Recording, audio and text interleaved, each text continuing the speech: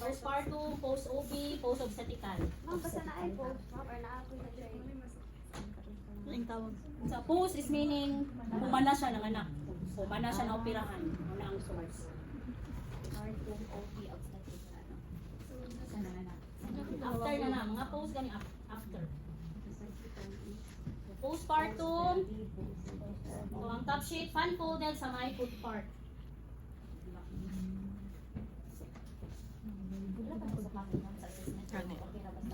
Katik lang man na. Ano daw?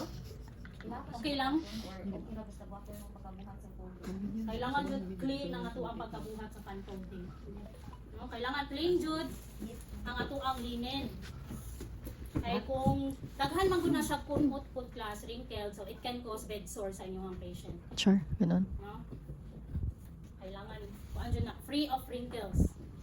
Pero sa tinuod na life ng reality, kamo nag-change. Oh, kita jud naga-change. Nag-prepare ani ma'am. Naga-prepare po to. Kita. Waon lang na nato sa storage room, then kita mag-prepare, kita mag-change. Pero dili na nakapagpipira sa. Delete na. Delete na jud. Wakli-wakli rin isa nurse, ma'am. Oo. Miss, pwede mo pa dyan sa Basta kay bilis. Wakli lang, ma-ilisa ma'am. naglinen ninyong ang patient. Assessment ra jud ang puti kaayo. Spela pa mo, be. Bugdo lagi na, ma'am. Okay? So, pag postpartum, extra pillow, so ibutang siya sa may leg part. No? To elevate the legs and to provide comfort sa nang anak nato na patient. Pero in reality, wala may extra pillow. Wala lang. Wala jud. Ma'am, bayaran man yung ang pelo, ma'am. White pillow. Ma'am, oh, nang ginaingon assessment ra jud. Ma'am, wala extra pelo kay bayaran man yung ang pelo. Oh, gani bayad oy. Charge. Extra pillow charge. Sariling kayo na lang dito. Pag-isipan mo Okay, so siya. assessment na tatanan, so na-adjud ni. Okay? So, extra pillow, then ang uban assessor, aside from the pillow, mo required po sila og towel na naka-donut. Ha? Dili, maghulat ka sa atong assessor kung unsa iyahang gusto. Pag kani atong gibuhat, then mag-ingon siya kulang na inyong setup, so magbutang og towel. Ah, di Kaya ba? naman po di uban assessor, okay na ni. No? So maghulat ka sa iyahang instruction Para sa nang donut, ma'am. para sa lubot. Ah, okay. Mm. Wala na bed pan, ma'am. Ha? To bed pan. Comfortable mapapagsigid bed pa sa lubot. No? So kani at least makuan lang siya, ma-flatten, so makuan din siya sa lubot. Pero kung nakadiaper ang pasyente, Ha? Oo, nakadayaper man no, so unsa ni?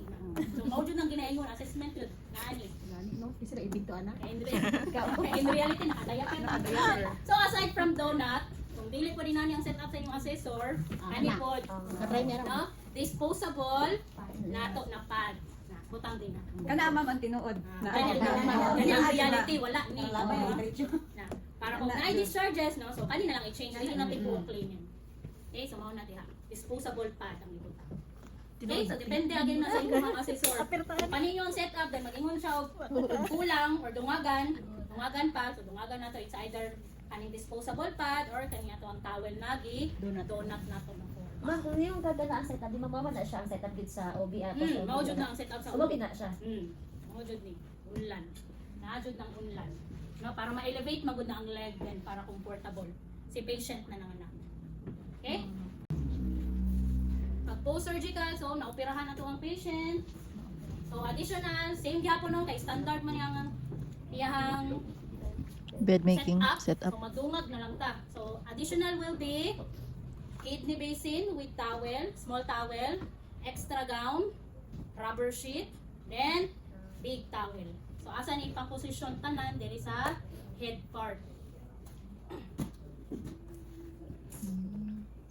So, yang extra sa head part na sa ibutang. Bakit kaya? Rubber sheet, towel. Gani. sa hip part na siya kaya sige pero sa ulo dahil. Maglaway pa. Nabangkaan na pasyente.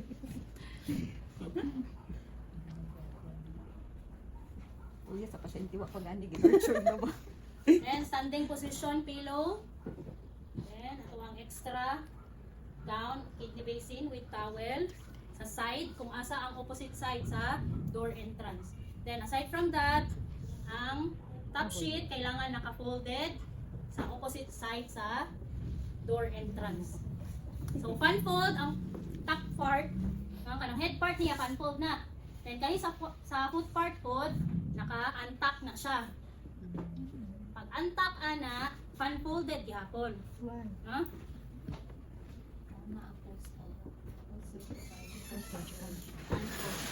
Okay? So always naka-untuck na ang inyong top sheet pag surgery inyong patient. Kay purpose nga nung open ang iyang foot part is to easily check the blood circulation of your patient.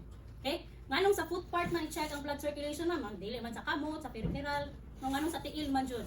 Kay layo man siya sa heart. So mag-exert og effort ang circulation na moabot dito ang blood sa iyang tiil. So what will be our assessment? So unsaon na to pag-assess kay patient kung poor blood circulation, capillary test, unsaon na siya do. So kanang iyang big toe, no? Ang big toe i-pinch nato na siya. Pinch. 'Di ba pag pinch nato, mo pale man siya or mo puti? Normal na siya. Pag release, normally mubalik ang redness. Pero kay poor blood circulation man inyong patient, pag pinch pale, pag release pale. So poor blood circulation inyong patient. Okay? Aside from that, ang iyahang condition, bugnaw, no, bugnaw ang tiil ni patient, loose pad ang tiil ni patient. So mo na siya physically ma-observe nato sa iyahang tiil pag poor blood circulation. Paano kung Nato ang negro ang patient. pasyente, ma'am? Ha? Paano kung negro? Negro? Maklaro magyapon na siya pag Paano kung ito capillary. ko? Ha? Dito patay na ko. Pantay ang bukanan? Mo fail ba ang negro? Mupil? Klaro puti. Oo, ang tiyang takot manggod kay maklaro. Maklaro. Hindi na siya mag-color, di ba? Oo. So, ma-check jud na siya. Okay? Madunggan nito sa negro sa kwan sa YouTube, madunggan sa negro. Naman mga American negro. Oh, sige na. Black Let's American. continue. So, naka-untuck ang foot part, then pan-folded, then fold it sa opposite sa door entrance na side. Okay, since diha man moagi si patient kay mo na yung door, so diri siya opposite, pan-fold. So purpose nga nung pan-folded ang iyang top sheet para dili po niya mahigdaan iyang top sheet. No? Pag transfer ni patient kay ang patient nag-undergo og surgery, wala joy naka wheelchair ana sa ilaha. Naka-stretcher jud na sila. No? Since naka-stretcher ato ang patient, so ang pag-transfer ana at is nakahigda. No? Kung ato ang top sheet naka-spread na siya, so pag-transfer kay patient, so nahigdaan, asa na iyang habol. So balik na po kay ang habol nahigdaan. May pasyente No? naka-recover. So dapat full setup na jud na ang iyang top sheet, naka-fan folded side para pag-transfer 1 2 3 transfer cover dayon patient. Okay? To avoid chilling. Purpose nga nung natay extra rubber sheet and towel sa head part, then kaning atong extra gown, Kasi kidney tapunas. basin with towel kay naay possibilities na mag-vomit si patient. No, that's the Bagas. side effect of anesthesia. No? Mag-vomit jud na sila. So kailangan naka-prepare na ta. Dili kay kung kanus pa mag-vomit dito pa mag-prepare. Okay? So prepare na basta post-op ganing yung patient. So prepare na jud ng extra sa may head part. Then purpose nga nung naka-standing position ng pillow is to protect the head from banging sa iyahang head part or headboard. No? Kay asa day ang ulo ana sa atong patient, ma'am? Dari di ay dili. Ang ulo sa atong patient, ang position sa atong patient will be total flat on bed. So ang ulo niya diri. Dili na siya paunlanan. Dili pud na siya butangag unlan sa tiil kay mao pud na ang maka-trigger para sa iyang vomiting effect. Kay unsa man dayang pag ang patient na pud na anesthesia same as well kanang hubog. Di ba? Unsa man ang hubog? Di ba dili sila gusto magliho kay feeling nila magsuka sila same sa anesthesia na to. Mo nang at least na sila flat on bed si patient. Okay? O since mag-vomit man si patient, so nasa area kung asa siya mag-vomit. Dili kay masking asa lang siya mag-vomit. In reality class, dili jud kidney basin lang yung makita. Langgana. Langgana kay ano kung kanilang kamay overflowing na. No? For assessment purposes, kidney basin with towel. But in reality, planggana nang naadya sa ilang bedside. Okay? So since mag-vomit si patient, in case na mahugawan yung sinina, so maka-change siya ang patient. Then other from kaning ato ang mga extra, naapa na siya yung mga kaning equipment. Like for example, O2 tank, kung in case na maglisod og hinga atong patient, so matagaan og kaning oxygen, then suction, napod na naka-prepare sa iyang bedside. Kung naay mga fluid or naay mga secretion na nagbara sa iyang airway, so masak siya, no? Then napod na siya IV stand in case na naka-IVF atong patient. Okay? Amo na iyang mga standby kuan materials. Okay, so mao niya to ang post-surgical or post-operative.